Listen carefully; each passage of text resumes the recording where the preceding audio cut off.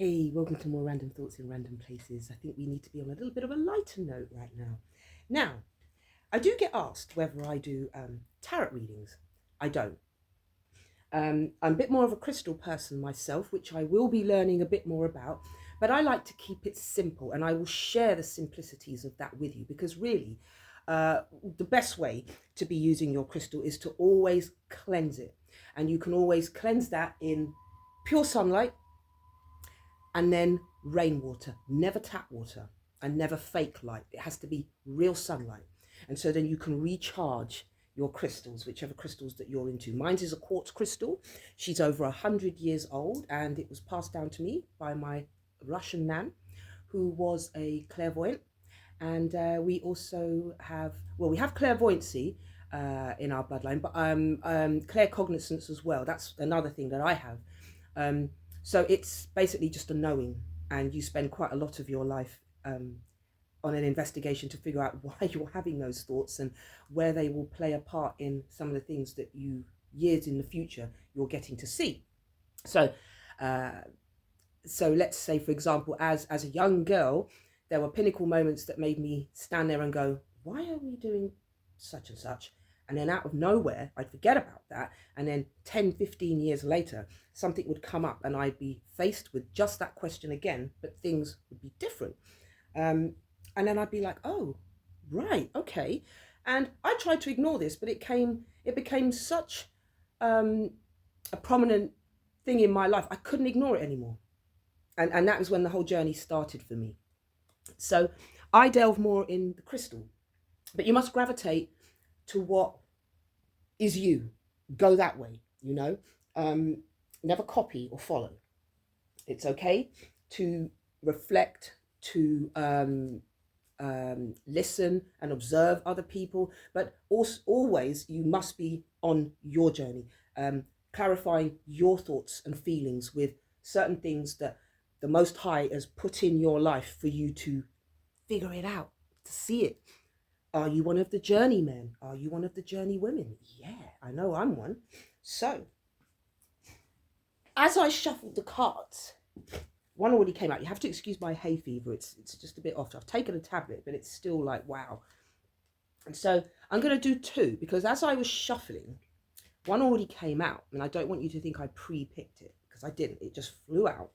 And it couldn't be more fitting than what I've been speaking about for the last couple of days. Don't let fear of losing outweigh the excitement of winning.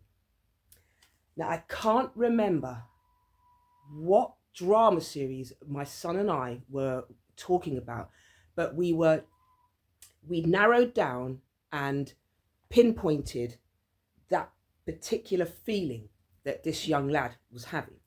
And so he was all about the money. But to cut a long story short, what happened to him in the end is anything good that came, he was never able to enjoy it because he was still so fixated on the losses that he had, that he failed to see when he'd won. And he was always, his anger and disappointment was always higher than his joy could ever be. And that's very bad. That's very, very sad. And so ultimately, it was downhill, all the way downhill till he lost everyone and everything. So again, fear, it rules. It rules. Why do you think the 1% who like to call themselves the elite, all those delusional names, like they think they're better than everyone else, so they've got an excuse for why they do the despicable things that they do? They are not strong, they are weak. Because only a weak person feels the need to control everything and everyone around them.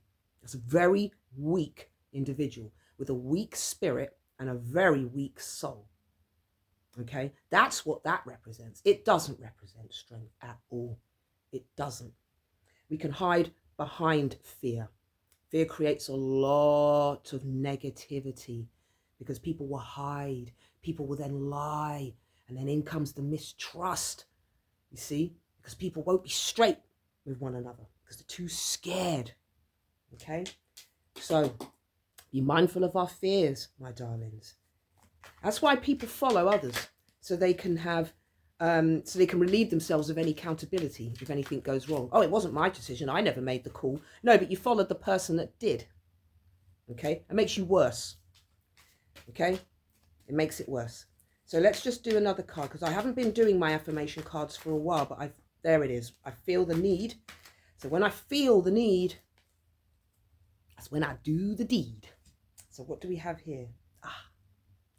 Let the fire inside of you burn brighter than the fire around you.